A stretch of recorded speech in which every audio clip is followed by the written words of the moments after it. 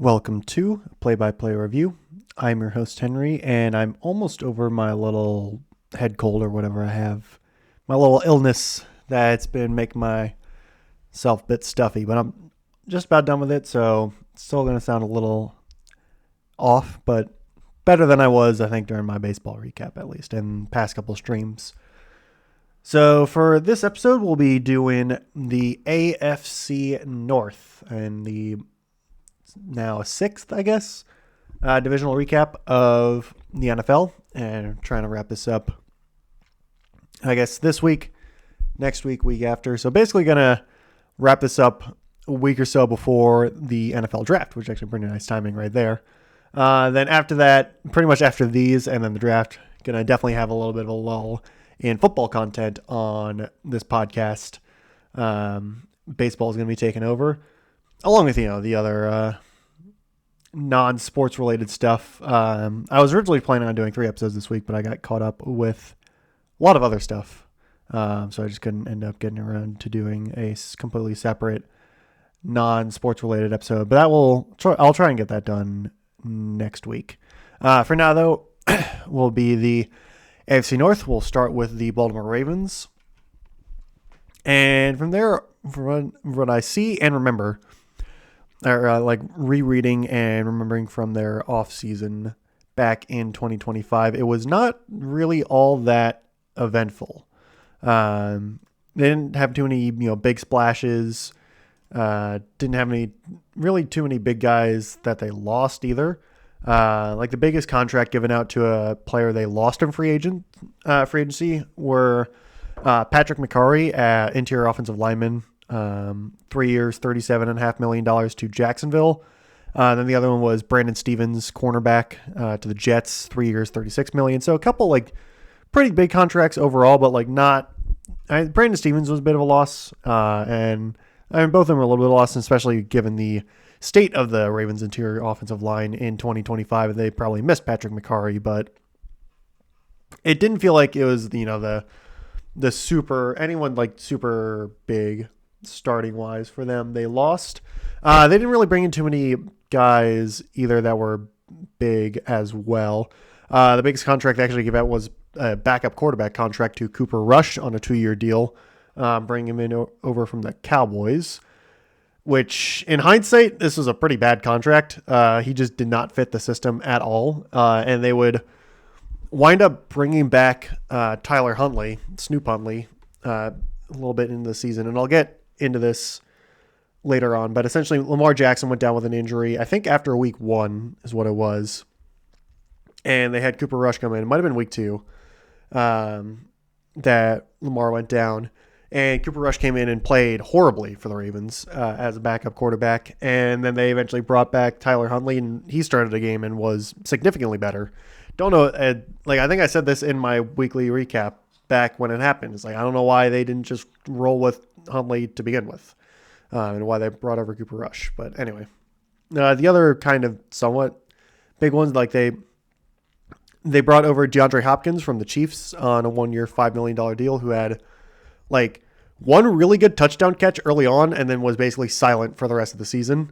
They also brought over Jair Alexander from Green Bay, who was not very good with them. I think he got released partly through the season. I don't even know if he played half the season for the Ravens.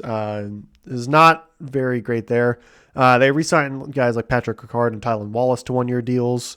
Other than that, just was not much free agency wise for the Ravens. The draft, they selected in the first round Malachi Starks, safety out of Georgia, at pick 27, who was overall okay for them. He had a couple interceptions. Didn't quite, I think, live up to the immediate hype that they were hoping for, but I think I certainly wouldn't write him off whatsoever after this year. It's not like he was awful. It was just probably might have expected a little bit more out of him if, going alongside Kyle Hamilton, but the Ravens defense as a whole was struggling a lot, so I'm not really going to hold it against him. Their second round pick was Mike Green, the outside linebacker out of Marshall, who I think had some off-field issues when he was going into the draft. I feel like that was a thing. And that's part of the reason why he fell. I might be confusing with someone else, but I feel like that was what was going on there. He's a pass rusher essentially, and I think he was. Let's see, what were his stats actually? Excited. He played in 17 games, only started 2, had 3.5 sacks on the season, so I don't think it was like super spectacular there. They also had selected Emory Jones Jr., offensive lineman out of LSU in the 3rd round, who I think started filling in for Daniel Fa'alele late in the season and was much better than Fa'alele. I've been talking to some of my friends at work who are Ravens fans, so like this is a little bit more fresh in my mind. They also have Teddy Buchanan, linebacker out of California, in the 4th round, who was pretty solid overall. Unfortunately, he tore his ACL partway through the season, so hopefully he gets better and is able to, get back to form because he was showing some promise early on. They also selected Tyler Loop, kicker out of Arizona, in the 6th round, and the first time since I think 2011 that they were without Justin Tucker, since they released him. I think partly because he was just terrible in 2024, and then also because of the whole, massage parlor stuff that was really bad with Justin Tucker. So, new kicker in town, Tyler Loop, who was overall not bad. Definitely missed a couple critical kicks here or there. We'll get to the Week 18 matchup. But he was a solid draft pick there for the Ravens. So doing this real late, for the preseason, they actually, as they usually do under John Harbaugh, the Ravens went undefeated. They won against the Colts, Cowboys, and Commanders. However, Week 1 was interesting. So it was the Sunday night game. I actually talked about this whenever I did my last recap. It was against Buffalo Bills Sunday night in Buffalo. And the Ravens were up, I think it was 40-25, and I think even the 4th quarter at that point. And then they just collapsed, which is kind of a John Harbaugh staple, and gave up 22 points in the 4th quarter and would lose 41-40. It was not good. They then faced their former quarterback in Joe Flacco in Week 2 against the Browns. This was at home. They would absolutely demolish them and win 41-17 there. Week 3 against the Detroit Lions, also at home, was a loss there. They would lose 38-30. The defense was really struggling there. And it was clear that the defense as a whole was going to be having issues. Like, it was early on, it was historically bad, the Ravens defense, and it was rough. Did not get better against the Chiefs. They would get blown out. They would lose 37-20 to the Chiefs. And this is the game where Lamar Jackson went down with a hamstring injury. So Cooper Rush had to fill in as a starter. And it did not go well the next week against Houston at home, where they would lose 44-10. And it was just sad to watch this game. I remember seeing some of that, catching this game on Red Zone when it was on, and it was just sad. The Ravens fell to, at this point, they were 1-4, and it did not get better after that, as they would play against the Rams and lose 17-3 at home also. So they were 1-5 going into their bye with no Lamar Jackson. Defense was terrible, though they stepped up against the Rams, and other than that, it was not good at all.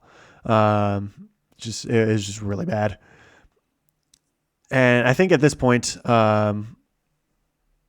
they had brought back Cooper Rush, though, and he even played in that Rams game, but even then it was just nothing. That Week 8 game, the Week 8 matchup against the Bears, though, was a Cooper Rush start. It was a Tyler Huntley start. Cooper Rush was kicked to the curb at this point, and the Ravens actually bounced back finally. They would win 30-16 against the Bears, snapping their losing streak. Then Lamar Jackson returned the next week, and they would win against the Dolphins 28-6. Then they would win again in Week 10 against the Vikings 27-19. Then they would win again against the Browns in Week 11, 23-16. This was also the debut of Shedeur Sanders. So that was a little extra bonus there for the Ravens to spoil his debut. To throw that quote in there. Week 12 against the Jets was another win. So the Ravens, definitely a bit of a softer schedule at this point, but they would defeat the Jets 23-10 there and improve their record, flipping the record from 1-5 to 6-5. However, after that, they would play the Bengals in their divisional matchup there. First of two in the span of 3 weeks. They actually went Bengals, Steelers, and Bengals again. And this one, the Bengals would actually just destroy the Ravens, 32-14. And this was one where the Ravens had a lot of fumbling issues, and this was the return of Joe Burrow. So it was like the Ravens were in the midst of their trying to go on a run to get back to playoff contention, and this is also the same time that Bengals were trying to do the same thing. And this is on Thanksgiving. This was, I think, the night game. Yeah, this is the night game, and it did not go well for the Ravens. They then dropped their next game as well to the Steelers, 27-22. And it was getting bleak a little bit. It was getting bleak. And this is also the game where Isaiah Likely had the fumble in the end zone where he caught a deep pass and he was getting there and then he got tackled and then fumbled the ball through the end zone for a touchback. It was ruled a touchdown and then overturned to an incomplete pass because he didn't survive the ground or whatever it was. It was not good. So after that, though, they would bounce back against Bengals. They would actually shut them out 24-0. And at this point, their record was where'd it go? Their record was 7-7. So they still had a chance, though they would lose a close game to the upstart Patriots 28-24 in week 16. That's how far it was. They would lose this one at home. Drake May had another good game.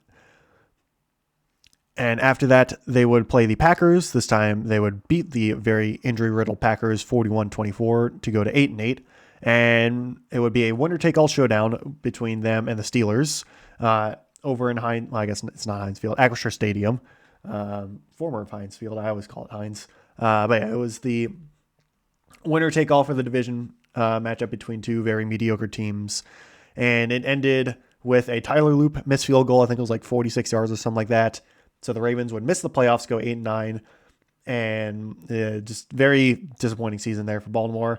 And not long after, John Harbaugh would be fired. You can actually find my reaction to it, my live reaction when that happened in one of my Metroid Prime episodes. It's, I think, episode 25 or 26, late in the Let's Play. It was right towards the end of the episode. I was getting a collectible near the Great Mines, and then I got the notification on my phone that that John Harbaugh got fired. So that was a little fun fact there. But yeah, it's new regime in town for Baltimore coming into 2026. So quick statistical leaders breakdown for Baltimore before we move on to the offseason, because they've had a very interesting offseason for even so far in the first month or so that we've had. So the Ravens, let's see, their offense was ranked 11th in points and 16th in yards. Their defense was ranked 18th in points and 24th in yards. Their quarterbacks, which were multiple. So Lamar Jackson played 13 games, started 13 as well. Did not complete all 13, as there was that Kansas City game that he got injured in. Went 6-7 with his record. Threw for 2,549 passing yards, 21 touchdowns to 7 interceptions. Led the league in yards per completion, actually, with 13.3. Tyler Huntley played in 5 games, started 2, was 2-0 in those starts. Threw 426 yards, 2 touchdowns, no interceptions. Then Cooper Rush played in 4 games, started 2, was 0-2 in those starts. threw for no touchdowns and 4 interceptions on 303 passing yards.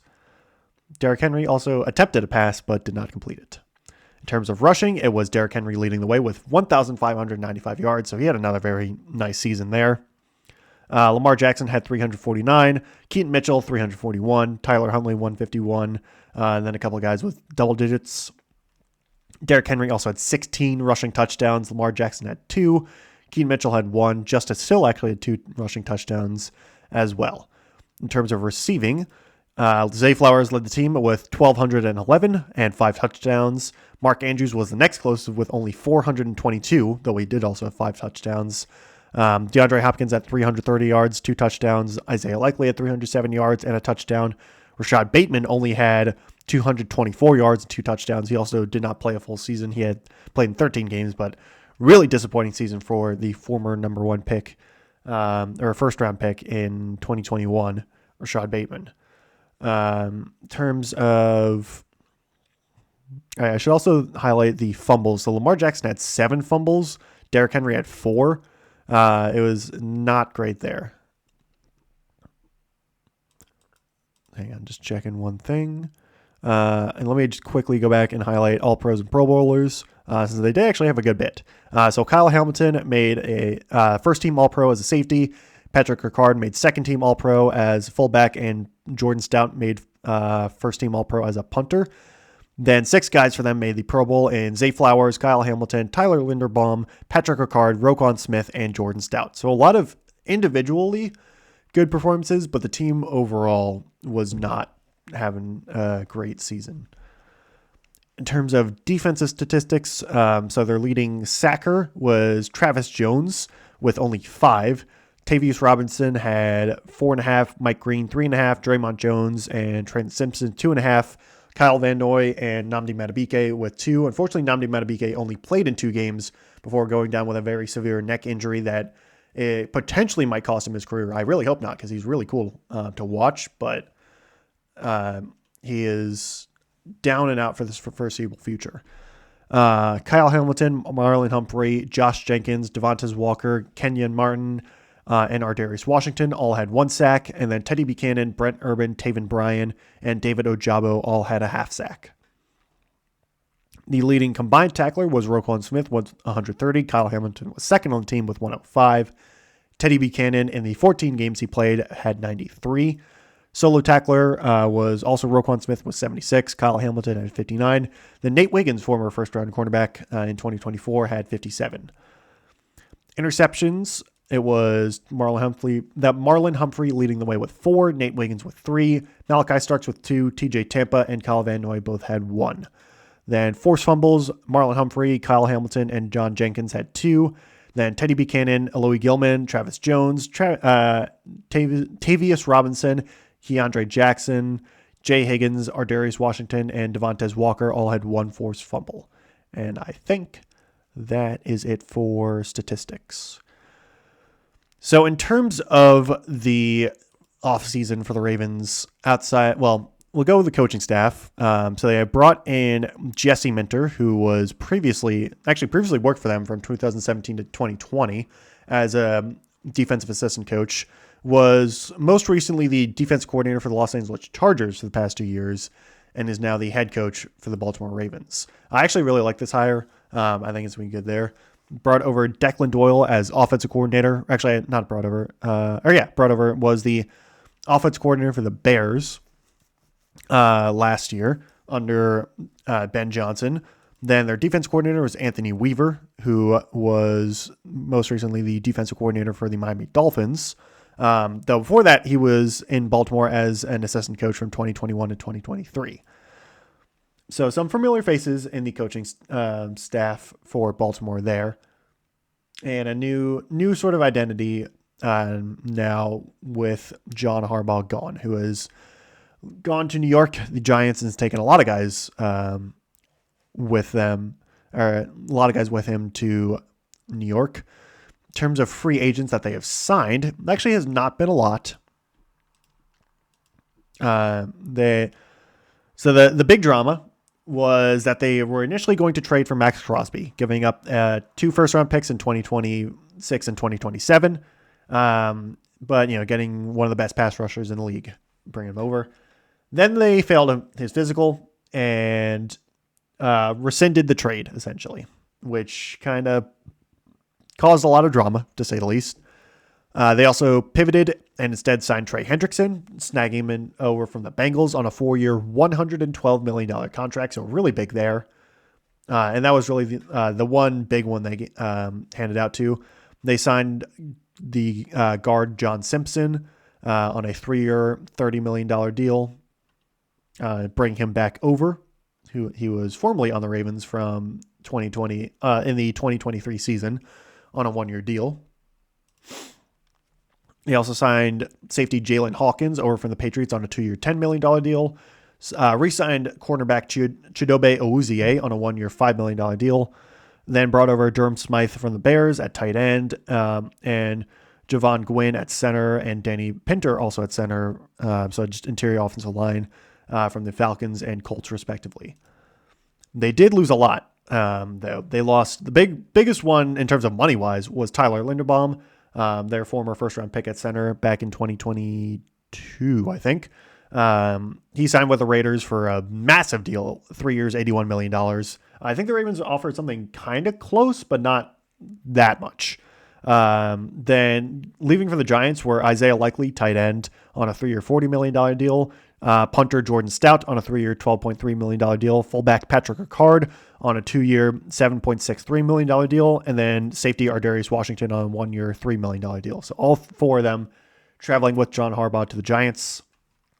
They've also not re-signed Daniel Faalele at guard, which is not surprising, since he's kind of been the punching bag for the poor performance on the offensive line for the Ravens, though he's not the only one.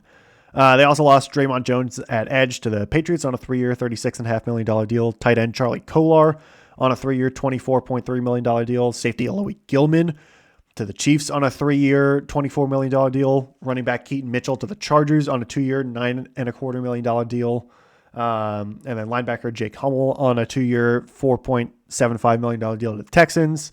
And then edge rusher David Ojabo to the Dolphins on a 1-year deal that's like $1.4 million. And wide receiver Tylan Wallace to the Browns on a deal that is unspecified according to SpotTrack. So big talent drain for the Ravens at the moment. So we'll see what happens there.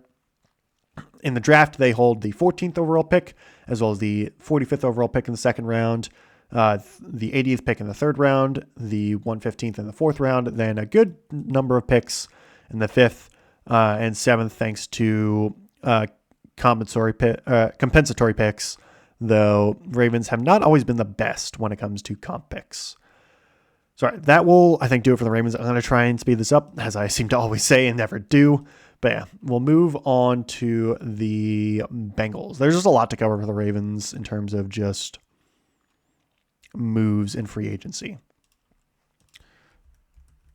But so the Bengals also did not have a very good season. No one in the AFC North, to be honest, had a spectacular season. I'm going to be honest. And the Bengals they actually had a really bad season. Unfortunately, injuries really hurt them there.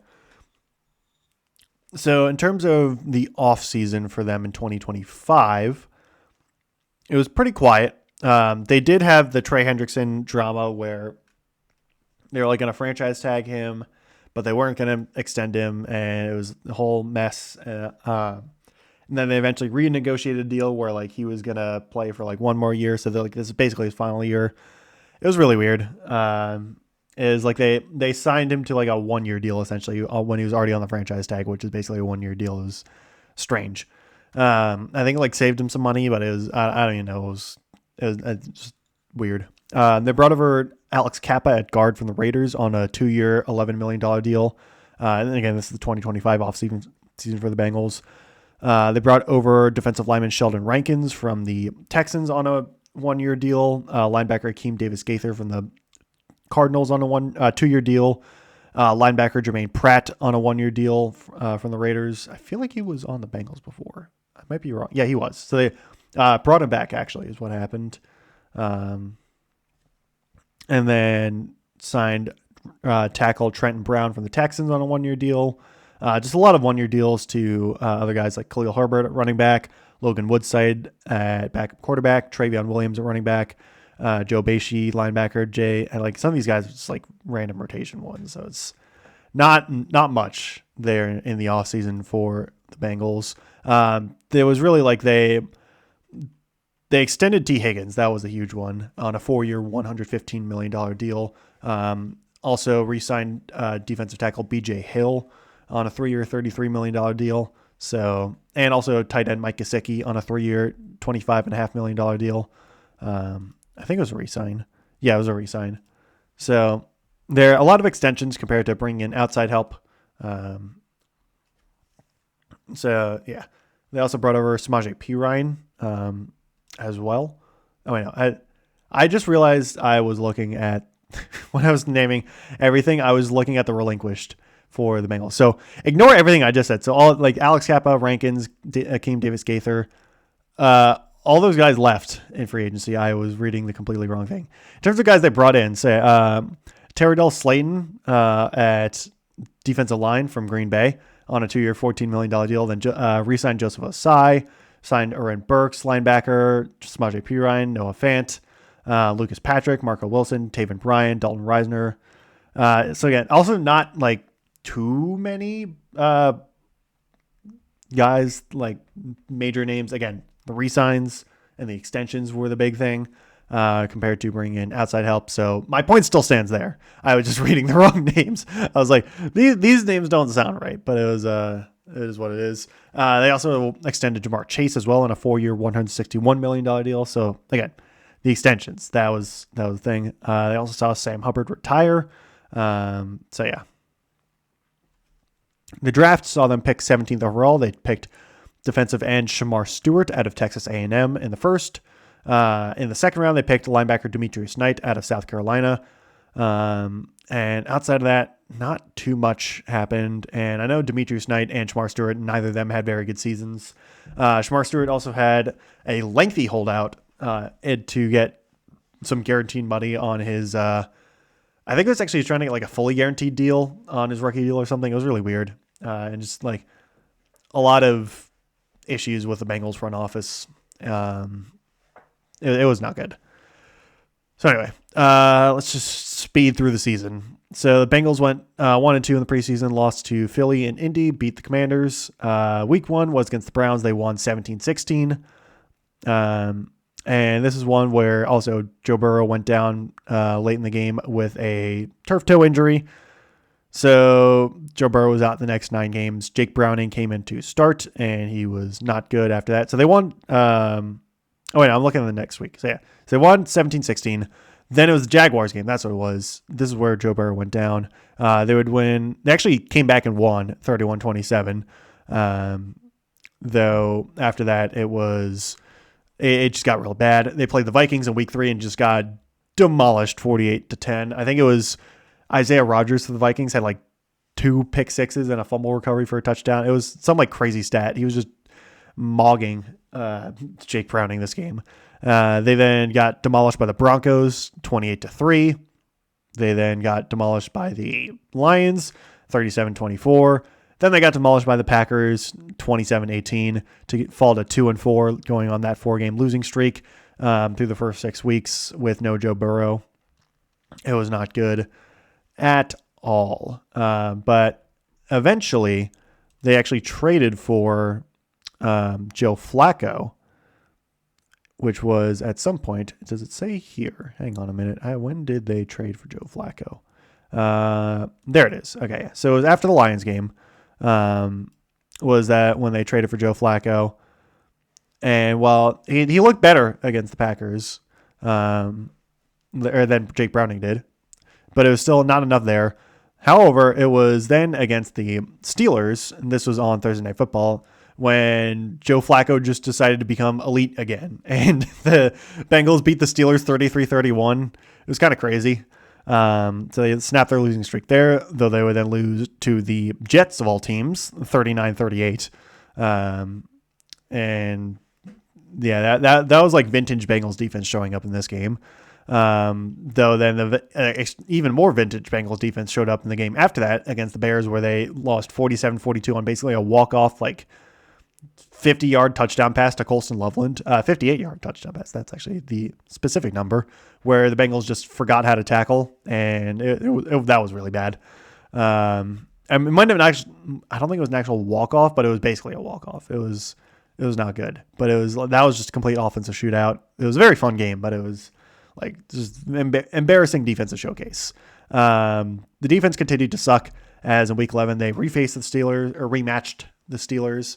And this is also one where Jamar Chase got spat on Jalen Ramsey, and Jalen Ramsey punched him, and it was weird. And the Steelers also won 34-12. So the brief magic of Joe Flacco in Cincinnati ended. It was not going well. They would lose actually a pretty somewhat close game to the Patriots, 26-20.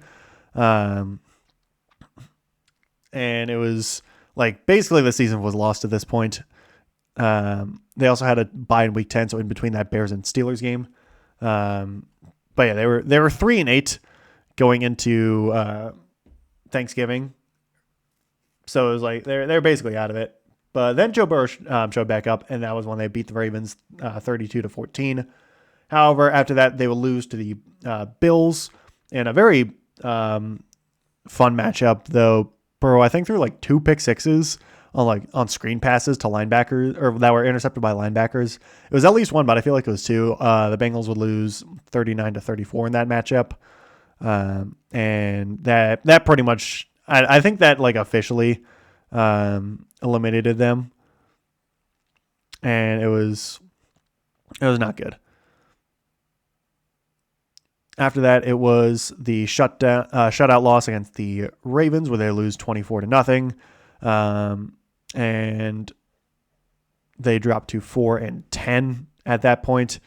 They got one back against the Dolphins in Week 16, winning 45-21, and they would actually win again against the Cardinals in Week 17, winning 37-14, though they would lose their final game of the season against the Browns, 20-18. So they would finish with a record of 6-11. It was not good at all. Somehow, though, Zach Taylor was not fired. I still don't really know how, but sure. Why is he still here? So individual statistics. Let's see. Did anyone make the Pro Bowl or All-Pro teams? Yes, actually. Jamar Chase was a first-team All-Pro at wide receiver. Then Joe Burrow, Jamar Chase, T. Higgins, and Joe Flacco all made the Pro Bowl for the Bengals in 2025. In terms of individual and team statistics, so the team offense was 12th in points scored and 17th in yards. Their defense was 30th in points allowed and 31st in yards allowed. So once again, the Bengals defense has been awful. Joe Burrow played in 8 games, went 5-3 in those games, threw for 1,809 yards, 17 touchdowns to 5 interceptions. Joe Flacco played in 9 games, started 6, went 1-5 in those starts, threw for 1,664 yards, 13 touchdowns to 4 interceptions. Then Jake Browning played in 5 games, started 3 of them, lost all 3 of those starts, threw for 771 yards, 6 touchdowns to 8 interceptions. The leading rusher for the team was Chase Brown, finished with 1,019 rushing yards and 6 touchdowns. Samaje Perine was second on the team with 382 yards and 3 touchdowns. And then basically no one else was anywhere close to anything. It's all double digits after that. In terms of receiving, it was Jamar Chase who actually led the league in pass targets with 185, had 1,412 reception yards and 8 touchdowns. T. Higgins had 846 yards and 11 touchdowns. Chase Brown had 437 yards, 5 touchdowns. Andre Yoshivas had 435 yards, 2 touchdowns. Mike Gesicki had 307 and 2. Noah Fant, 288 and 3. Tanner Hudson, 168, 2, so on and so forth. Mitchell Tinsley also had a couple catches here and there. He had a really nice preseason, so it's cool to see him get some targets in the regular season. On the defensive side of the ball, It was Miles Murphy who led the team with 5.5 sacks. Had like a really good stretch to end the season, essentially, because he was doing like approaching draft bust territory before that, but put on a bit of a show late to maybe instill some confidence later on. Joseph Osai was second on the team with 5. Trey Hendrickson dealt with a lot of injuries. He only played in 7 games. He had 4. Same with BJ Hill. They both had 4 sacks. Daryl Slayton had 3. Demetrius Knight also had 3. Geno Stone, Cameron Sample, and Cedric Johnson had 2. Chris Jenkins, 1.5. Then Shamar Stewart and Jalen Davis had 1. In terms of interception, or let's do combined tackles, it was Jordan Battle with 125, Demetrius Knight 106, and Barrett Cardo also 106. Geno Stone had 104. Solo tackles, it was Geno Stone 65, Jordan Battle 62, Demetrius Knight 58.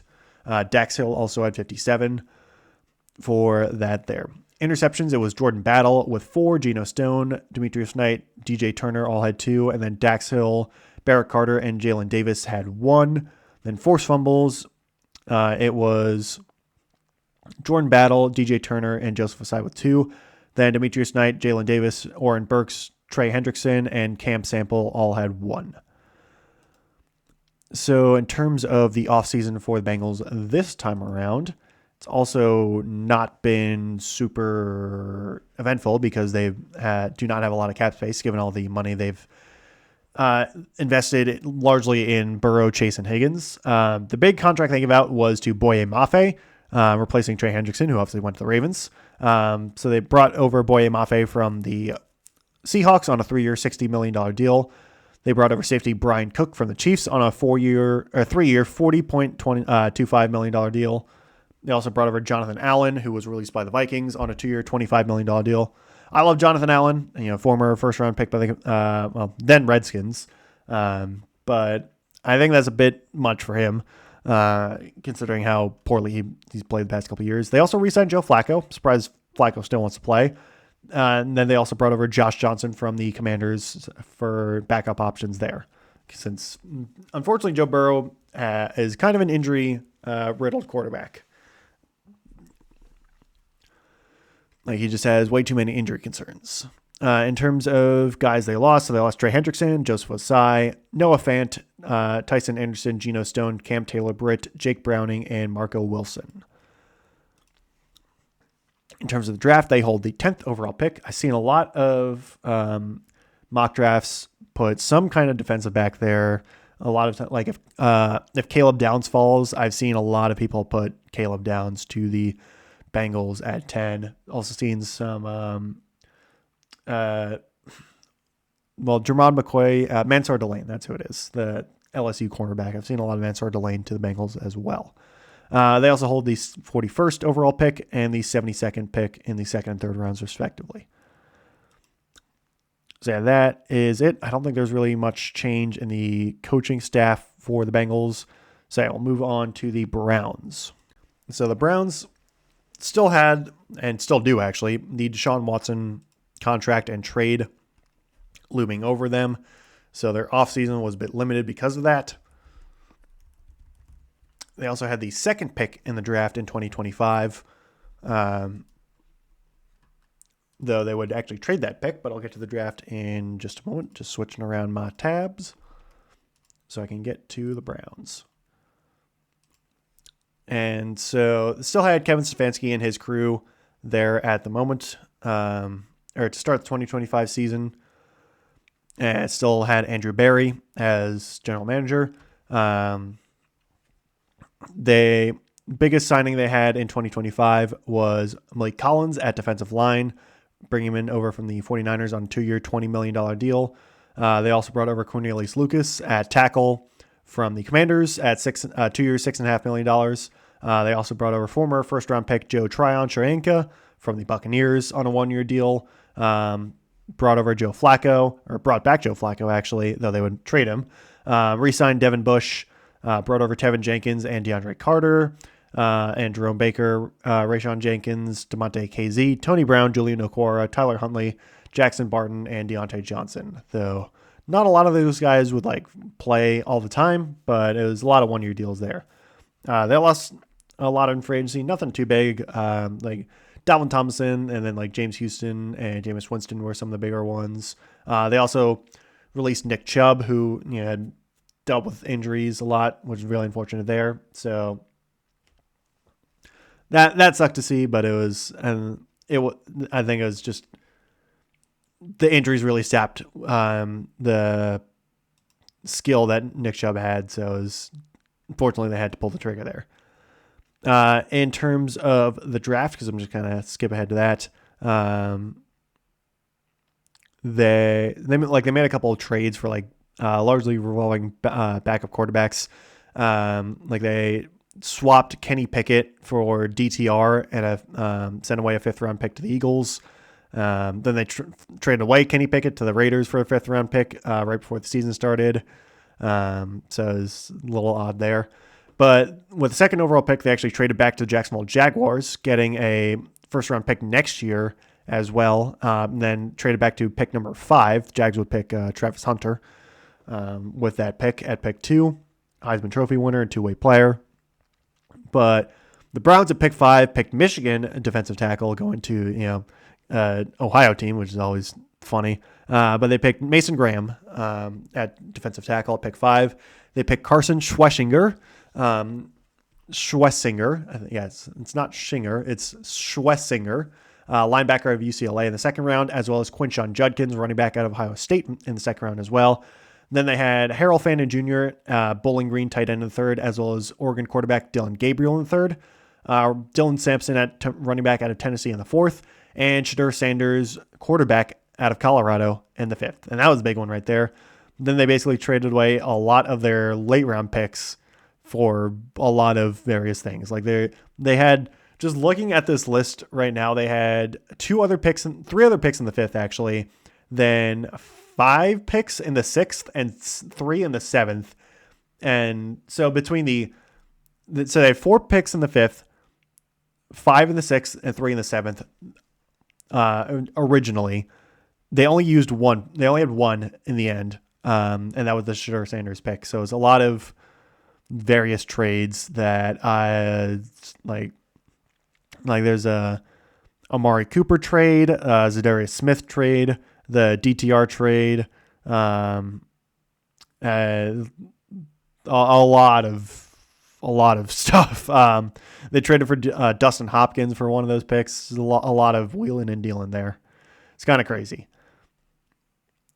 And so going into the season, they actually swept the preseason, beating the Panthers, Eagles, and Rams. Then going into the regular season, though, it was not as good. They would lose 17-16 to the Bengals in the opener, then 41-17 to the Ravens, falling 0-2. They would actually beat the Packers. This was very, again, pretty surprising. 13-10 in a really low-scoring matchup.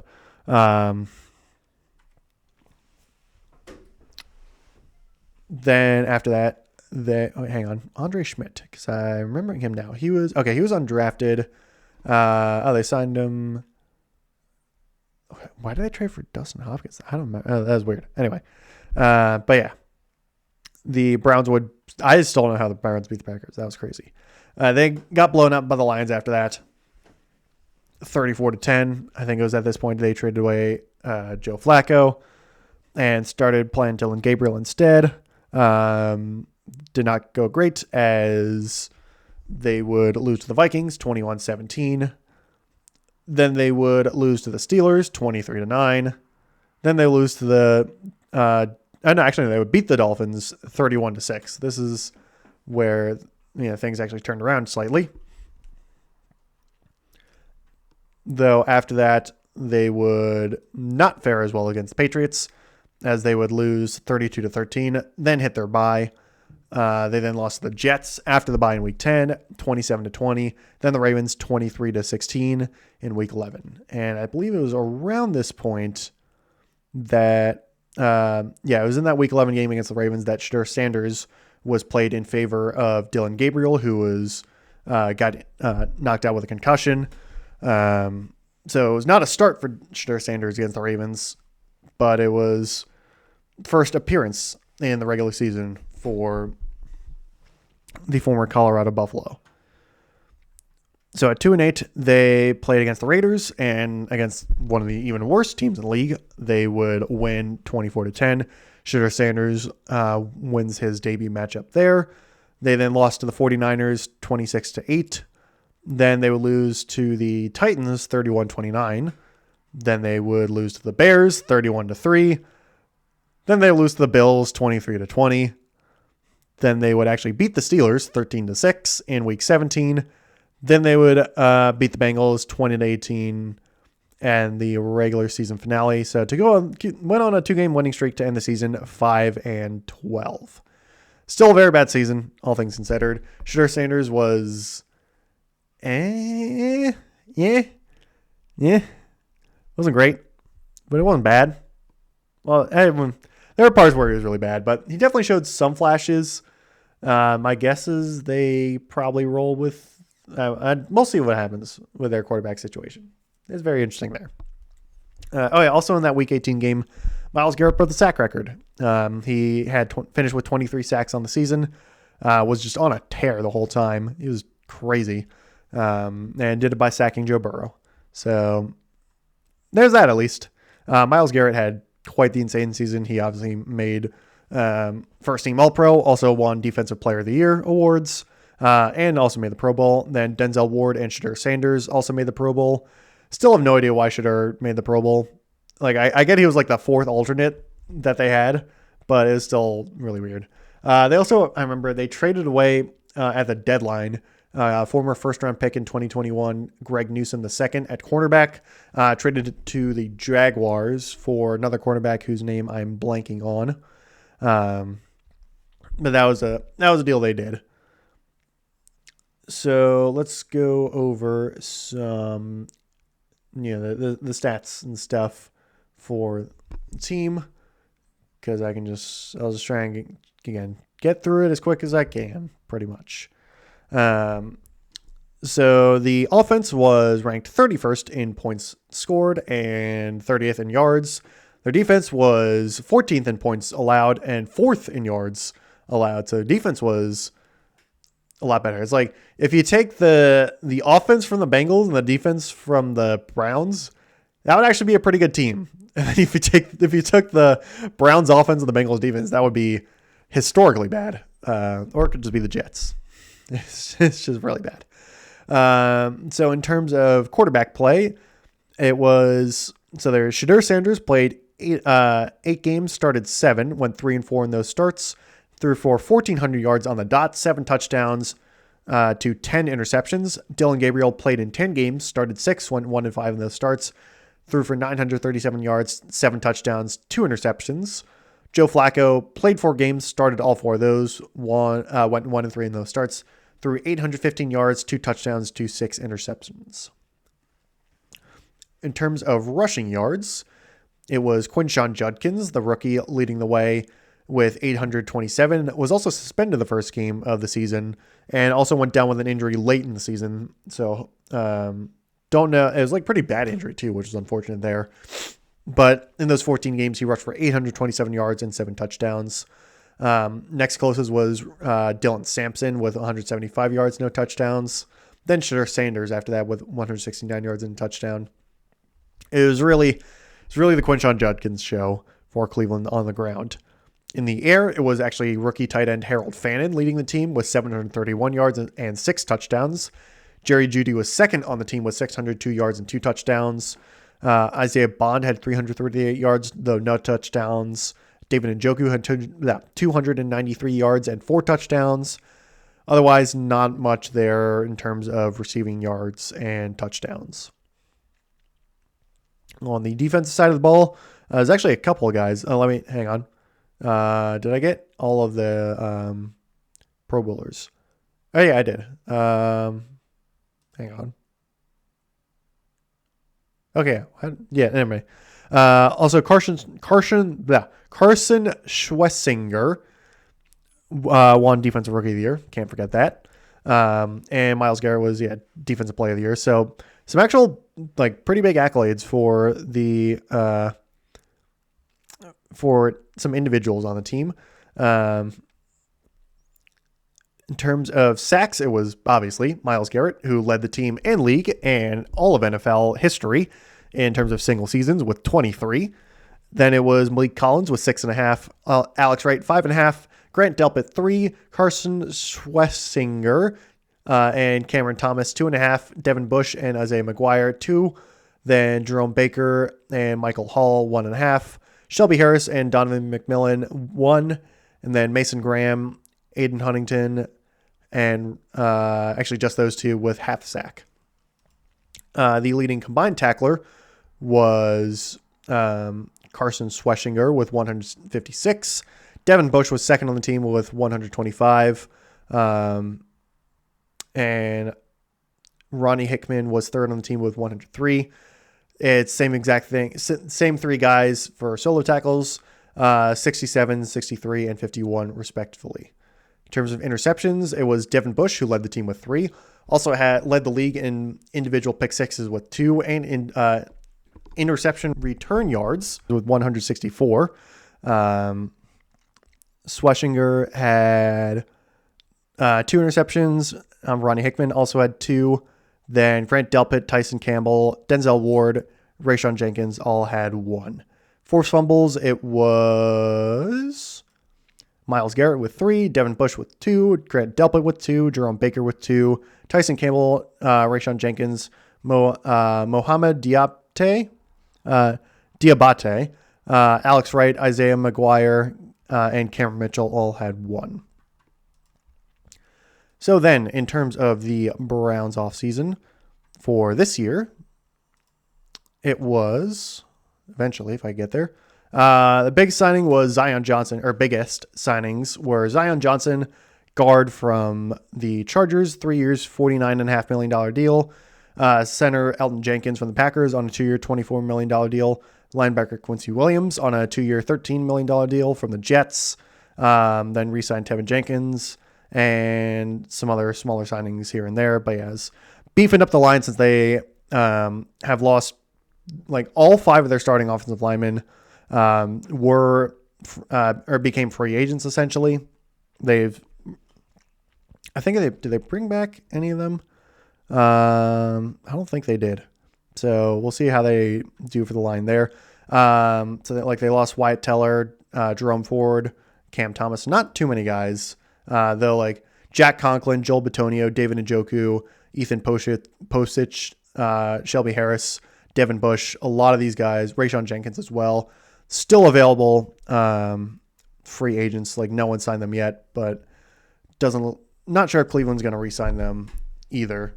So we'll see what happens there. They also I should have mentioned this earlier, but they fired head coach Kevin Stefanski. So they brought in Todd Monken, former Ravens offensive coordinator, to be their new head coach.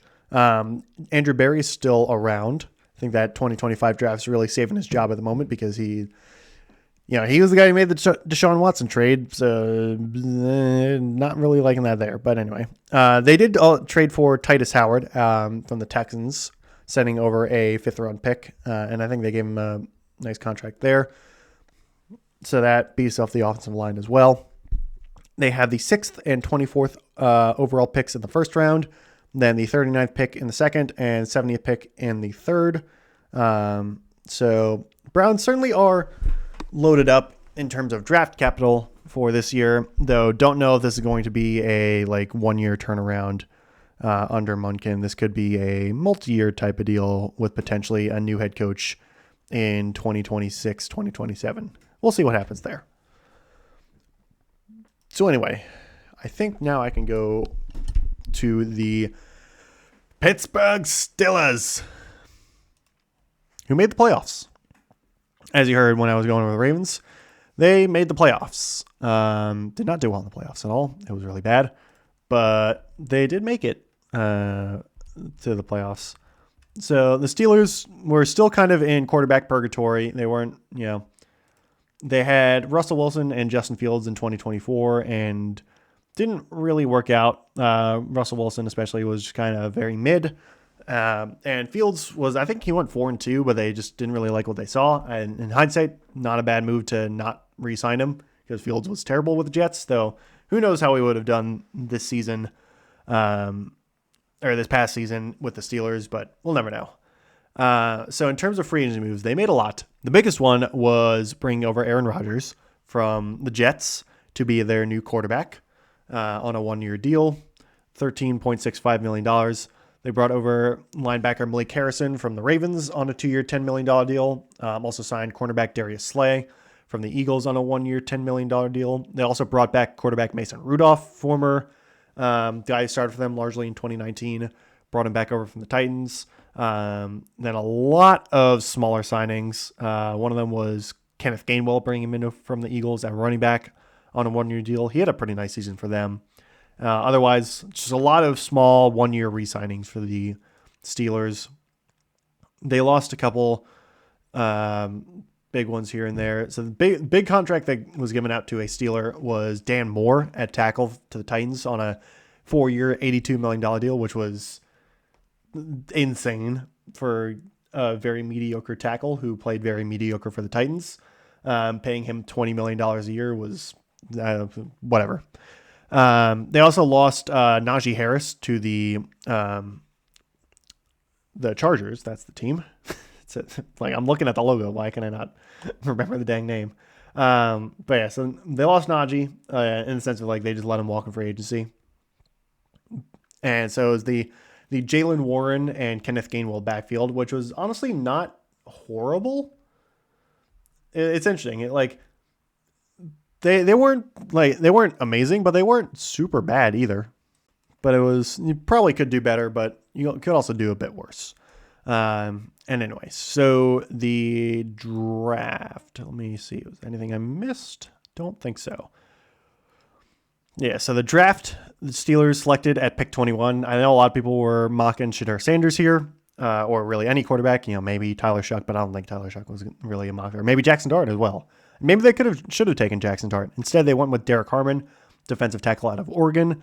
Their second round pick had been traded away. That was a big thing I missed. They traded for DK Metcalf from the Seattle Seahawks.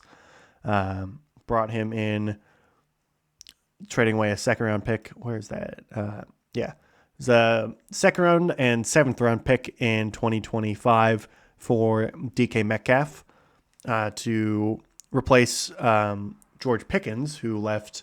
I don't know why it's not saying the players relinquished that George Pickens left, but he definitely left in free agency to go to the Cowboys and had a really successful season with the Cowboys. So Metcalf was a replacement there. They also selected Iowa running back Caleb Johnson in the 3rd round, who was just never played for some reason. I don't really know why. They also picked Ohio State quarterback Will Howard in the 6th round, so there was that too, but he didn't play too much. In terms of preseason, so for one last ride through memory lane, it was a 2-1 preseason for the Steelers. They would win against Jacksonville, lose against Tampa Bay, then beat Carolina. Then in week 1, it was actually a matchup against their former quarterback in Justin Fields in New York against the Jets. They would win this one. It was a very close matchup, actually. It was probably the best the Jets played all season. They would win 34-32. They would then lose the next game against the Seahawks, 31-17. But after that, they would beat the Patriots 21-14 in a game where the Patriots just could not stop turning the ball over. It was 5 or 6 turnovers the Patriots had. They then beat the Vikings 24-21. Very, very close contest there. They then had a week 5 bye. Then they beat the Browns 23-9. So good start for the Steelers. And they looked like a complete lock for the division, given how everyone else in the division was just floundering. Though they lost that Thursday night game against the Bengals. Then they lost against the Packers 35-25 in the rematch, for Aaron Rodgers against Green Bay. They then beat the Colts 27-20, which started the Colts' downfall at that point in week 9. They then lost to the Chargers 25-10 in week 10. It was the offense for the Steelers at this point was very, very hit or miss, and most of the time they were missing. It's just very disappointing, a very mediocre at best offense. They bounced back though against the Bengals in week 11, winning 34-12. And after that, they would lose to the Bears 31-28. So it was, they were very hot and cold at this point. After that, they lost to the Bills 26-7. And you could tell it was like the Steelers could probably sneak into the playoffs if they had it there, but they were not in the same class of team as like the top of the AFC. They would beat the Ravens, though, at this point in Week 14, 27-24. And again, this is the Isaiah Likely incident game. They then beat the Dolphins, who were having their own awful game, or awful season at this point. Beat them 28-15. This is also the game where the Steelers inducted Ben Roethlisberger, Joey Porter Sr., and Marquise Pouncey into the Ring of Honor. Or Hall of Honor for the Steelers. My apologies. Not the Ring of Honor, the Hall of Honor. This is also on a Monday Night Football game. Week 16 against the Lions netted a Steelers victory, actually, 29-24. And this also another Steelers random weird call gets overturned for them. And there's offensive pass interference on Amon-Ra St. Brown, and it was a mess. This is also the game where DK Metcalf punched a fan in the face and got suspended for the last 2 games of the season. It was very, very amusing, even if the fan was being kind of an ass. Week 17 against the Browns was the Browns' victory, 13-6. Then it was that Week 18 winner-takes-all matchup where the Steelers would win 26-24. They then ventured into the playoffs, and in the wild card round, they faced the Houston Texans, and the Texans defense made the Steelers. It was bad. They lost 30-6, even with Stroud not having a great game. It was just flat out embarrassing, and the Steelers kept it close. It was 7-6 Texans at halftime, and even going into the fourth quarter, it was still 7-6. And then this Texans defense just completely blew the game open. And yeah, it was a really ugly game to watch. It was not fun. And it was very, very typical Steelers go 10-7, not 9-8, but instead 10-7, and get blown out in the wild card round because they are just a very mediocre football team. So after the season, Mike Tomlin would actually step down, not fire himself or not get fired. Said he was stepping down from head coaching. So the Steelers would then search for only their 4th head coach in franchise history, which is still a crazy stat that they are now only going to have 4 head coaches in their team's history, and they've been around since the 70s and 60s. It's insane. In terms of stats and accolades, so Cameron Hayward, defensive tackle, was second team All-Pro. Then Pro Bowlers were Jalen Ramsey, who was now converted to free safety. Ben Skoranek made it as a special teamer, and TJ Watt made it as the usual one, as a pass rusher, just usual TJ Watt things. Their offense was ranked 15th in points scored and 25th in yards. Their defense was 17th in points allowed and 26th in yards. So very similar there. Really, really similar, actually. In terms of passing statistics, it was Aaron Rodgers played 16 games, started those 16, won 10-6, threw for 3,322 yards, 24 touchdowns to 7 interceptions. Mason Rudolph played in 5 games, started 1, lost that 1 start, threw for 310 yards, 2 touchdowns to 2 interceptions. In terms of running, it was Jalen Warren who led the team with 958 yards. Kenneth Gainwell was second on the team with 537 yards. Warren had 6 touchdowns. Gainwell had 5 touchdowns. And then no one else really did anything rushing-wise. In terms of receiving, it was DK Metcalf who led the team with 850 in those 15 games played. Also had 6 touchdowns. Kenneth Gainwell was second on the team with 486 and 3. He also had one of the craziest plays of the year where he was made a diving catch. It was insane. Pat Freiermuth had the exact same yardage number at 486, had 1 more touchdown than Kenneth Gainwell with 4. Calvin Austin, 372 and 3. Darnell Washington, 364 and 1. Jalen Warren, 333 and 2. Johnny Smith, 222 and 2. So some alliterative numbers, or repeating numbers there. Roman Wilson had 166 and 2. Adam Thielen, who played his final year of his career, because I'm pretty sure he retired at this point, had 117 yards on just 5 games played and no touchdowns. MVS also had a touchdown on 80 yards. He didn't do much. Defensively, it was Alex Highsmith who led the team in sacks with 9.5. Nick Herbig had 7.5. TJ Watt had 7. Keanu Benton had 5.5. Cam Hayward had 3.5. Jalen Ramsey 3. Derek Harmon also 3. Peyton Wilson 2. Then Patrick Queen, Joey Porter Jr., Kyle Duggar, Deshaun Elliott, Brandon Eccles, Jack Sawyer, and Asezi Otomewo, got there eventually, all had 1 sack. Peyton Wilson led the team with 126 combined tackles. Patrick Queen was second with 120. Jalen Ramsey, 88.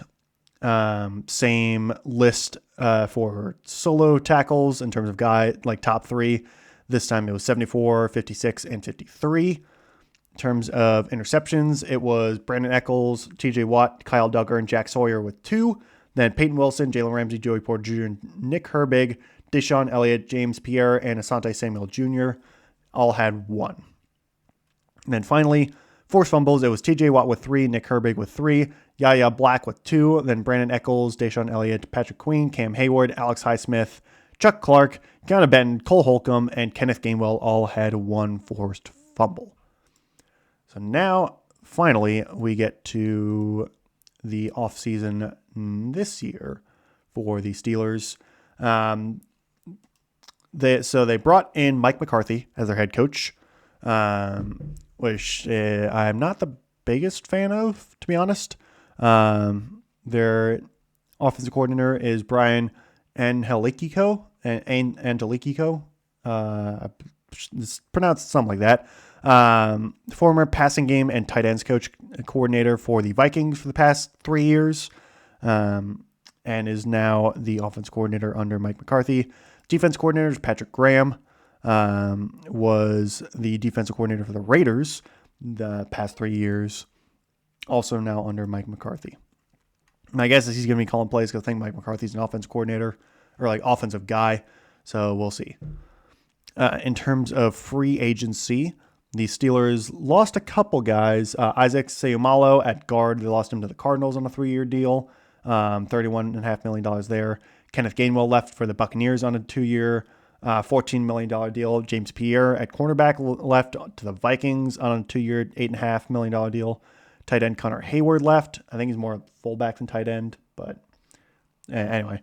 He left for the Raiders on a 2-year, $4.5 million deal. Then they lost Miles Killebrew, Calvin Austin, Corliss Waitman, and Kyle Duggar on 1-year deals to the Buccaneers, Giants, Niners, and Bengals, respectively.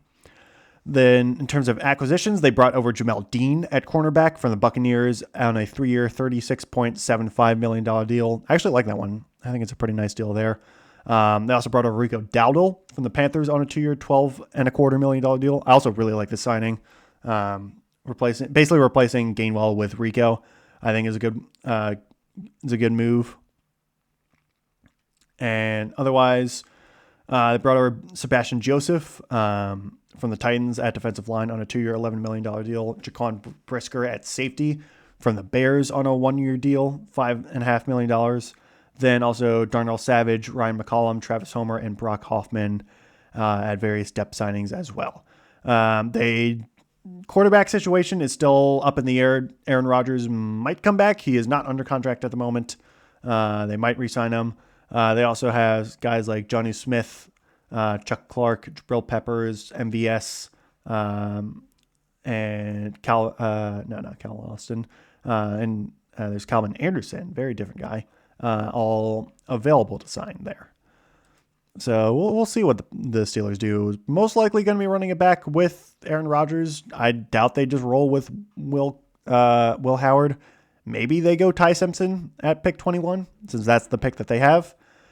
But we'll see. They do have 3 third-round picks. One of them was from the Cowboys for that George Pickens trade. They also have the 53rd overall pick in the second round. So that's 5 picks in the top 100 there for the Steelers.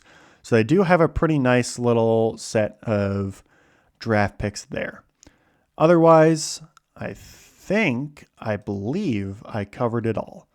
So, with that, that'll do it for this episode. Next, coming up will be baseball weekly recap, whatever you want to call it. That'll be on Tuesday. Had some good and bad stuff, like good, bad, ugly, whatever you want to call it. A lot of eventful things happen in the baseball world. I'm already blanking on his name, but guy who plays for the Angels had 3 home robberies. Joe Adell, that's who it is. Joe Adell had 3 home run robberies in one game tonight against the Mariners. That was crazy. I think Juan Soto also got injured. I think it was yesterday, which was not great there for the Mets. The Orioles got walked off today, and I was very unhappy about it. So yeah, it's baseball. The Blue Jays also lost a series to the White Sox. Munetaka Murakami's been going absolutely crazy mode for the White Sox. It's kind of awesome to see. So that was funny, at least. And yeah, so that'll be Tuesday, unless I get caught up with something. Then it would be like Wednesday, but I'm going to try and do it Tuesday. Sometime also next week, maybe next Saturday. I'll try and do it before then, though. Will be the AFC South recap to close, get to the end of this with the South and then the West for the next 2 weeks. Otherwise, hopefully like this time. I mean, I know I'm recording this and posting this on a Sunday, but this is, like, in my mind, this is the Saturday episode. But yeah, next Saturday, Sunday, whenever I'm doing it, will be a non-sports related episode. But we'll see what happens there. For now, though, that will do it. Thank you very much for listening.